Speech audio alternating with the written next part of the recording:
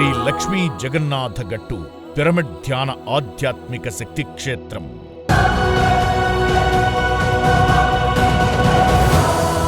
జగన్నాథ గట్టు నా ఆత్మ అని బ్రహ్మర్షి పత్రిజీ ప్రేమగా పిలిచిన ఈ పవిత్ర స్థలం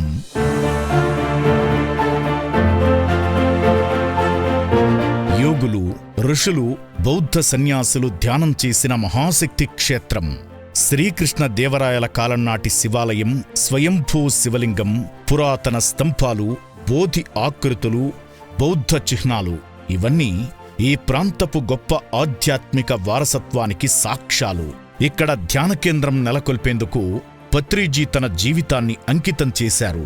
2007లో బ్రహ్మర్షి పత్రిజీ సంకల్పంతో ఇక్కడ పిరమిడ్ ధ్యాన కేంద్రం నిర్మాణానికి శ్రీకారం చుట్టబడింది. 2018లో బ్రహ్మర్షి పితామహ పత్రిజీ గారు జగన్నాథ గట్టును pyramid Sevadal national training headquarters గా ప్రకటించారు. పిరమిడ్ సేవాదళమే కదిలింది, మన లక్ష్యం కోసం అడుగులు ముందుకు వేసింది.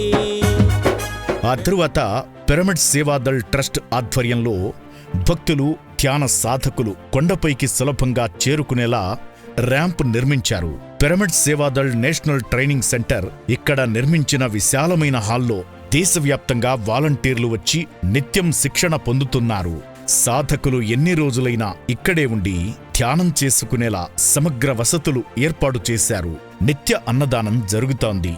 మౌన ధ్యానం, పౌర్ణమి ధ్యానం, ఆధ్యాత్మిక వర్క్షాప్లు నియమితంగా నిర్వహిస్తున్నారు. అంతేకాదు సుమారు 20,000 మొక్కలతో ఇక్కడ ఒక ఆర్టిఫిషియల్ ఫారెస్ట్ను సృష్టించారు. ఇవన్నీ కలిసి జగన్నాథ గట్టును ధ్యానధామంగా మార్చాయి.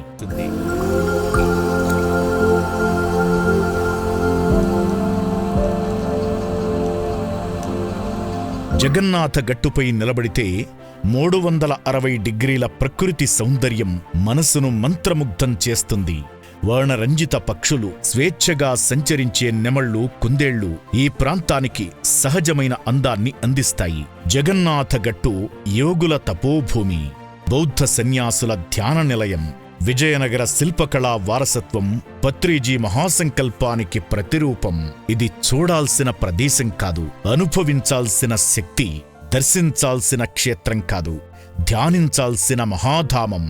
జగన్నాథ గట్టు ఒక కొండ కాదు, పత్రిజీ ఆత్మస్వరూపం.